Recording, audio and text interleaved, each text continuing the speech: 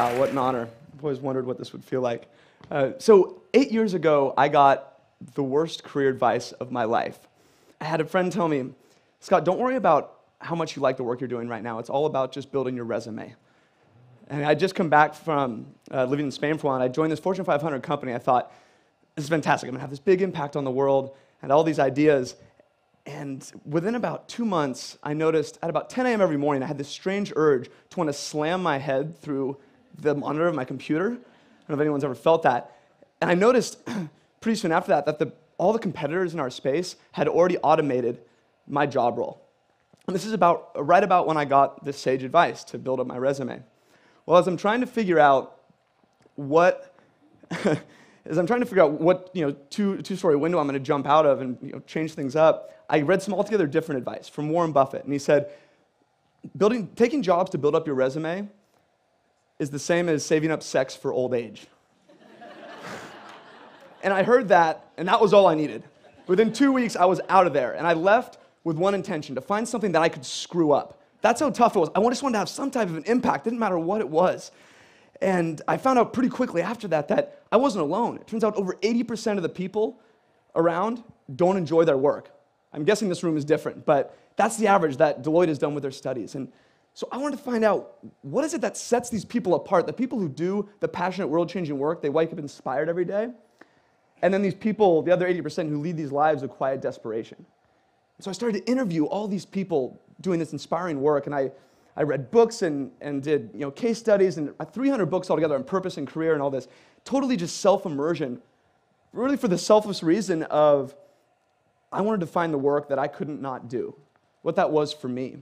But as I was doing this, more and more people started to ask me, Scott, you're into this career thing. I don't really like my job. Could we sit down for lunch? I'd say, sure, but I would have to warn them because at this point, my quit rate was also 80%. Of the people I'd sit down with for lunch, 80% would quit their job within 2 months. And this is something, I was proud of this. And it wasn't that I had anything special magic. It was that I would ask one simple question. It was, why are you doing the work that you're doing? And so often, their answer would be, well, because somebody told me I'm supposed to. And I realized that so many people around us are climbing their way up this ladder that someone tells them to climb and ends up being leaned up against the wrong wall, or no wall at all. And so the more time I spent around these people and saw this problem, I thought, what if we could create a community, a place where people could feel like they belonged and that it was okay to do things differently, to take the road less traveled, where that was encouraged, and inspire people to change. And that later became what I now call Live Your Legend, which I'll explain in a little bit. But as we've done this, as I've made these discoveries, I noticed a framework of really 3 simple things that all these different passionate world changers have in common. Whether you're, like a Steve Jobs, or if you're just, the person who has the bakery down the street, but you're doing work that embodies who you are. I want to share those 3 with you, so we can use them as a lens for the rest of today and hopefully the rest of our life. The first part of this 3-step passionate work framework is becoming a self-expert and understanding yourself. Because if you don't know what you're looking for, you're never going to find it. And the thing is that no one's going to do this for us.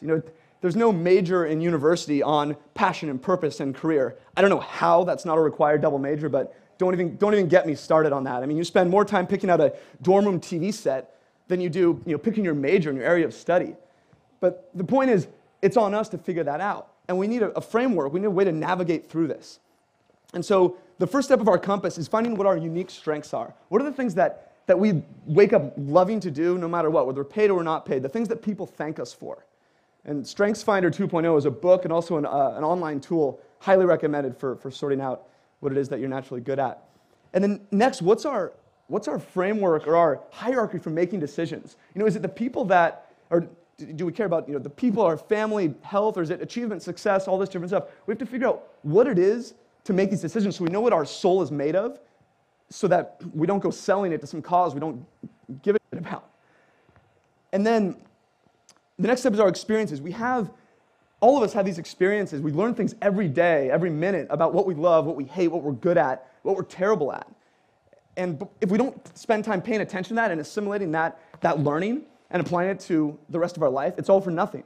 It's like every week, actually every day, every week, every month of every year, I spend some time just reflecting on what went right, what went wrong, and what do I want to repeat? What can I apply more to my life? And even more so than that, as you see people, especially today, who inspire you, who are doing things where you say, oh God, what Jeff is doing, I want to be like him? Why are you saying that? Open up a journal, write down what it is about them that inspires you. It's not going to be everything about their life, but whatever it is, take note of that, because over time we have this repository of things that we can use to apply to our life and have a more passionate existence and make a better impact. Because when we start to put these things together, we can then define what it is success actually means to us. And without these different parts of the compass, it's impossible. We end up in the situation, we have that scripted life that everyone seems to be living, going up this ladder to nowhere. It's kind of like in Wall Street too, if anyone saw that. The kind of peon employee asked the big Wall Street banker CEO, said, "Hey man, what's your number?" Everyone's got a number. If they make this amount of money, they'll leave it all. He says, "Oh, simple, more." He just smiles. And it's the sad state of most of the people that haven't spent time understanding what actually matters to them. We just keep reaching for something that doesn't mean anything to us, but we're doing it because everyone said we're supposed to. But once we have this framework together, we can start to identify things that make us come alive. Before this, a passion could come and hit you in the face. Or maybe in your possible life work, you might throw it to the side because you don't have a way of identifying it. But once you do, you can see something that says, it's congruent with my strengths, my values, who I am as a person. So I'm going to grab a hold of this, I'm going to do something with it, and I'm going to pursue it and try and make an impact with it. And Live Your Legend and the movement we've built wouldn't exist if I didn't have this compass to identify, wow, this is something I want to pursue and make a difference with. So if we don't know what we're looking for, we're never going to find it. But once we have this framework, this compass, then we can move on to what's next. And that's not me up there. But doing the impossible and pushing our limits. Because there's two reasons why people don't do things. One is because they tell themselves they can't do them. Or the other is people around them tell them they can't do them. Either way, we start to believe it, and either we give up or we never start in the first place. The thing is, everything was impossible until somebody did it. Every invention, every new thing in the world, people thought were crazy at first. Roger Bannister in the 4-minute mile, it was a physical impossibility to break the 4-minute mile in a foot race until Roger Bannister stood up and did it. And then what happened? 2 months later, like 16 people broke the 4-minute mile. The things that we have in our head that we think are impossible, often just milestones waiting to be accomplished, if we can push those limits a bit. And I think this starts with probably your physical body and physical fitness more than anything, is we can control that. If you show yourself, you don't think you can run a mile, you show yourself you can run a mile or two, or even like a marathon, or lose 5 pounds, whatever it is, you realize that can be transferred, that confidence compounds, can be transferred into the rest of your world. And I've actually gotten into the habit of this a little bit with my friends. We had this little group where we kind of go on physical adventures, and recently I found myself in a kind of a precarious spot. I'm terrified of deep, dark blue water. I don't know if anyone's ever had that same fear ever since they watched Jaws 1, 2, 3, and 4, like 6 times when I was a kid. But anything above here, if it's murky, I can already feel it like right now. I swear there's something in there. Even if it's Lake Tahoe, it's fresh water. Totally unfounded fear, ridiculous, but it's there. Anyway, 3 years ago, I find myself on this tugboat right down here in the San Francisco Bay. It's a rainy, stormy, windy day, and people are getting sick on the boat, and I'm sitting there wearing a wetsuit. And I'm looking out the window in pure terror and thinking I'm about to swim to my death. I'm going to try and swim across the Golden Gate. And my guess is some people in this room might have done that before. And I'm sitting there, and my buddy Jonathan would talk me into it. He comes up to me, and he could see the state I was in. And he comes up and says, "Scott, hey man," he's like, "what's the worst that can happen?" He's like, "You're wearing a wetsuit, you're not going to sink." He's like, "and if you can't make it, just hop on one of the 20 kayaks. Plus, if there's a shark attack, why are they going to pick you over the 80 people that are in the water?" So, "Thanks, that helps." He's like, "No, but really, just have fun with this." He's like, "Good luck." And he dives in, swims off. I'm like, okay. It turns out the pep talk totally worked. I just felt this total feeling of calm. And I think it was because Jonathan was 13 years old. And of the 80 people swimming that day, 65 of them were between the ages of 9 and 13. Think for a second how you would have approached your world differently. At 9 years old, you found out you could swim 1.5 miles in 56-degree water from Alcatraz to San Francisco. What would you have said yes to? What would you have not given up on? What would you have tried? As I'm finishing this swim, I get to Aquatic Park, and I'm getting out of the water, and of course, half the kids already finished. So they're cheering me on, and they're all excited. And I got total popsicle head, if anyone's ever swam in the bay. And I'm trying to just thaw my face out, and I'm watching people finish. And I see this one kid, something didn't look right. He's just flailing like this, and he's barely able to sip some air before he slams his head back down. And I noticed other parents were watching too, and I swear they were thinking the same thing I was. This is why you don't let 9-year-olds swim from Alcatraz. And I mean, this was not fatigue. All of a sudden, two parents run up, they grab him, and they put him on their shoulders, and they're dragging him. He's just dragging like this. And I mean, totally limp. And then all of a sudden, they walk a few more feet, and they plop him down in his wheelchair. And he puts his fists up in the most insane show of victory I've ever seen. I could still feel the warmth and the energy on this guy when he made this accomplishment. The thing is, I had seen him earlier that day in his wheelchair. I just had no idea he was going to swim. I mean, where is he going to be in 20 years? How many people told him he couldn't do that he would die if he tried that? You prove people wrong. You prove yourself wrong, that you can make these little incremental pushes of what you believe is possible for yourself. You don't have to be the fastest marathon in the world, just your own impossibilities to accomplish those. And it starts with little bitty steps. And the best way to do this is to surround yourself with passionate people. The fastest way to do things you don't think can be done is to surround yourself with people already doing them. There's this quote by Jim Rohn, and it says, "You are the average of the 5 people you spend most time with." And there is no bigger life hack in the history of the world from getting where you are today to where you want to be than the people you choose to put in your corner. They change everything. And it's a proven fact. In 1898, Norman Triplett did this study with a bunch of cyclists. And he would measure their times around a track in a group and also individually. And he found that every time the cyclists in a group would cycle faster. And it's been repeated in all kinds of walks of life since then. And it proves the same thing over and over again, that the people around you matter. And the environment is everything.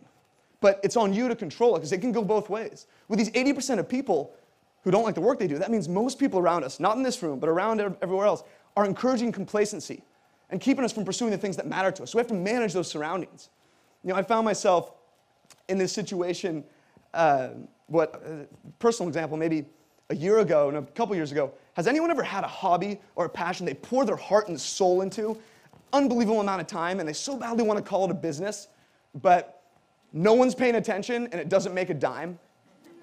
Okay, I was there for 4 years trying to build this Live Your Legend movement to help people do work that they genuinely cared about and inspired them. I was doing all I could, and there were only really 3 people paying attention, and they're all right there. My mother, father, and my wife, Chelsea. Thank you guys for the support. But and that's how badly I wanted it, but it grew by 0% for 4 years. And I was about to shut it down.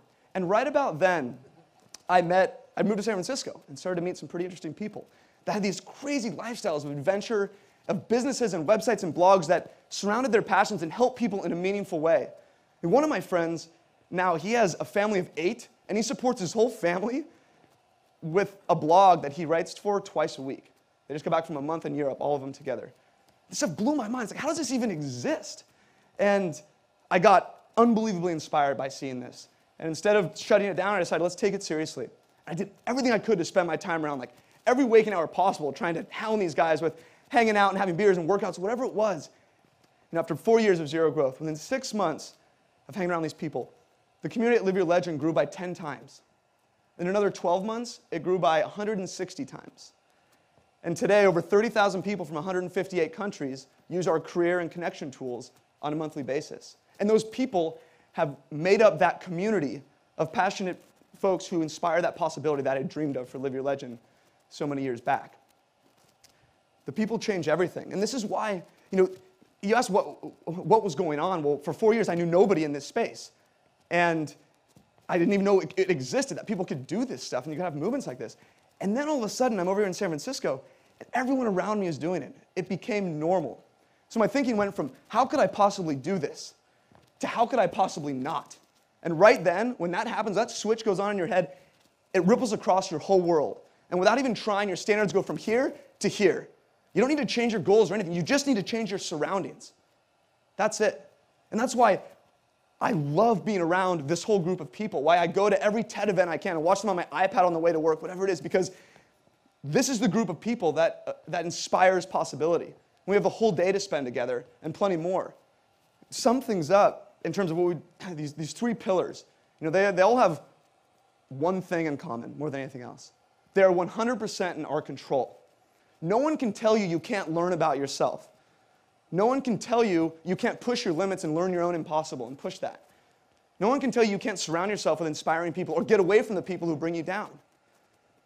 You can't control a recession. You can't control getting fired or getting in a car accident. Most things are totally out of our hands. These 3 things are totally on us.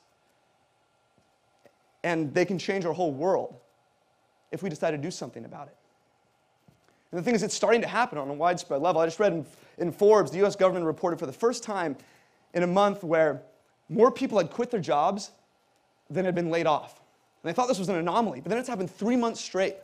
In a time where people claim it's kind of a tough environment, people are pretty much giving a middle finger to this scripted life. The things that people say you're supposed to do in exchange for things that matter to them and do the things that inspire them. And the thing is, people are waking up to this possibility that really the only thing that limits the possibility now is imagination. That's not a cliche anymore. Like, I don't care what it is that you're into, what passion, what hobby. If you're into knitting, you can find someone who is killing it knitting, and you can learn from them. It's wild. And that's what this whole day is about, to learn from the folks speaking, and what we profile these people and live your legend every day, because it shows people, when ordinary people are doing the extraordinary, and when you can be around that, it becomes normal. And this isn't about being, Gandhi or Steve Jobs doing something crazy. It's just about doing something that matters to you and makes an impact that only you can make. Speaking of Gandhi, he was a recovering lawyer, as I've heard the term, and he was called to a greater cause, something that mattered to him he could not do. And he has this quote that I absolutely live by. First they ignore you, then they laugh at you, then they fight you, and then you win. Everything was impossible until somebody did it. You can either hang around the people who tell you it can't be done until you're stupid for trying, or surround yourself with the people who inspire possibility, the people who are in this room. Because I see it as our responsibility to show the world that what's seen as impossible can become that new normal. And that's already starting to happen. For us to do the things that inspire us so we can inspire other people to do the things that inspire them. But we can't find that unless we know what we're looking for. We have to do our work on ourselves, be intentional about that, and make those discoveries. Because I imagine a world where 80% of people love the work they do. I mean, what would that look like? What would the innovation be like? How would you treat the people around you? Things would start to change. And as we finish up, I have just one question to ask you guys, and I think it's the only question that matters. And it's, what is the work you can't not do? Discover that. Live it. Not just for you, but for everybody around you. Because that is what starts to change the world. What is the work you can't not do? Thank you, guys.